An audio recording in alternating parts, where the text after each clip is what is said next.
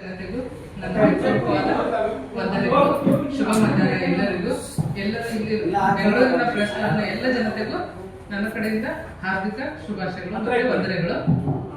ನೋಡಿ, ಈ ದಿನ ನಾವು ಭಗವದ್ಗೀತೆ ರಚಯಿತ ಯಾರಿದ್ದಾರೆ, ಭಗವದ್ಗೀತೆಯ ಗುರು ಯಾರಿದ್ದಾರೆ, ಭಗವದ್ಗೀತೆಯ ರಚಯಿತ ಯಾರು ಅಂದ್ರೆ ಬರ್ದಿರೋರು ಯಾವ ಉದ್ದೇಶಕ್ಕೆ ಭಗವದ್ಗೀತೆ, ಮತ್ತೆ ನಾವು ಏನ್ ಪೂಜಿಸ್ತೀವಿ ಭಗವಂತ ಅಂತ ಒಂದು ಯಾವ್ದೋ ಒಂದು ಶಕ್ತಿನ ನಾವು ನಂಬಿದೀವಿ ನಮ್ಮ ಜೀವನದಲ್ಲಿ.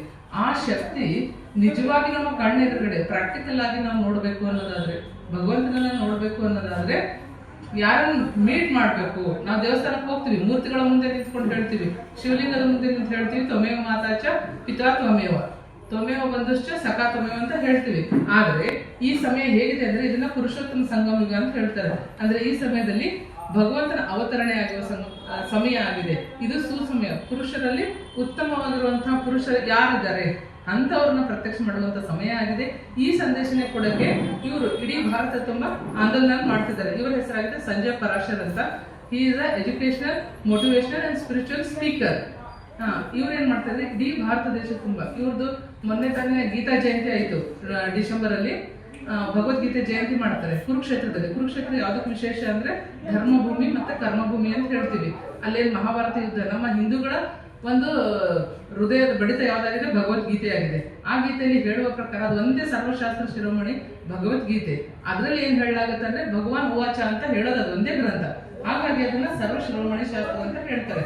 ಅದರಲ್ಲಿರುವಂತ ಭಗವಂತ ಯಾರು, ಗೀತೆಯ ಭಗವಂತ ಯಾರು ಅನ್ನೋ ಸಂದೇಶನ ಕೊಡಕ್ಕೆ ಇವರು ಇಡೀ ದೇಶದ ತುಂಬಾ ಓಡಾಡ್ತಾ ಇದ್ದಾರೆ.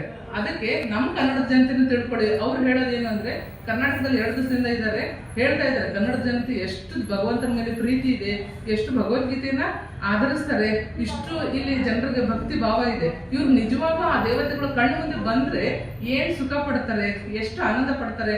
ಇಷ್ಟು ದಿನದ ಪಾವನ ಭೂಮಿ ಅಂತ ಹೇಳ್ತೀವಿ ನಾವು. ಕನ್ನಡವನ್ನ ಏನ್ ಹೇಳ್ತೀವಿ, ಕನ್ನಡವನ್ನ ಇಷ್ಟು ನಮಿಸ್ತೀವಿ. ಮತ್ತೆ ನಮ್ಮ ಕನ್ನಡದ ಕಾವೇರಿನ ಏನಂತ ಹೇಳ್ತಾರೆ, ದಕ್ಷಿಣದ ಗಂಗಾ ಅಂತ ಹೇಳ್ತೀವಿ ಕಾವೇರಿನ.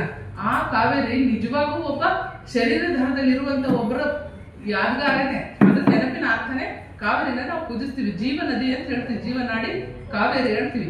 ಆ ಕಾವೇರಿ ನಿಜವಾಗಿ ಪ್ರತ್ಯಕ್ಷವಾಗಿ ನಿಮ್ಮ ಕಣ್ಣು ಮುಂದೆ ಬಂದ್ರೆ ನೀವು ಹೇಗ್ ಪೂಜಿಸ್ತೀರಾ. ನಾವು ಅಲ್ಲಲ್ಲಿ ಕನ್ನಡಾಂಬೆನ ನವೆಂಬರ್ ಅಲ್ಲಿ ಏನ್ ಮಾಡ್ತೀವಿ, ನಮ್ಮ ಕರ್ನಾಟಕ ರಾಜ್ಯೋತ್ಸವನ ಮಾಡ್ತೀವಿ. ಆ ಕನ್ನಡಾಂಬೆ ಯಾರು, ಅವರು ನಿಜವಾಗಿ ಒಬ್ರು ಇದ್ದಾರೆ. ಎಲ್ಲ ದೇವತೆಗಳು ನಾವು ಪೂಜಿಸುವ ಎಲ್ಲ ದೇವತೆಗಳು ಕೂಡ ಯಾವ್ದೋ ಕಾಲದಲ್ಲಿ ಇದ್ರು, ಅವ್ರ ನೆನಪಿನ ಅರ್ಥದಲ್ಲೇ ತಾನೇ ನಾವು ಫೋಟೋನ ಇಟ್ಕೊಂಡು ನೆನಪು ಮಾಡೋದು.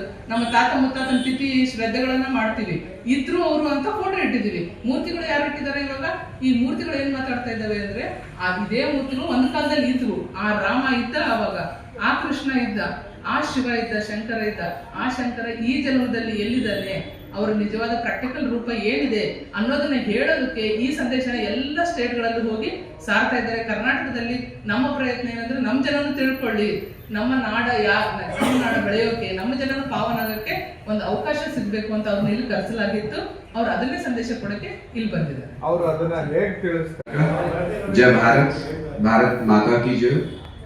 एंड एक संदेश जो पूरी दुनिया को कुरुक्षेत्र से, जो हरियाणा से हमने शुरू किया था, उसी संदेश को लेकर के आज बेंगलोर पहुंचा हूं। तो इस पवित्र चंदन की, कावेरी की, नायक प्रभु कैंपेगौड़ा की धरती को प्रणाम करते हुए, जन्मभूमि को प्रणाम करते हुए आप सभी को, पूरे कर्नाटक, बेंगलुरु को ये संदेश देना चाहता हूं, पूरे भारत को ये संदेश देना चाहता हूं कि भारत कोई जड़ जमीन का नाम नहीं है। गीता मात्र एक किताब नहीं है, गीता माता है, भारत माता है।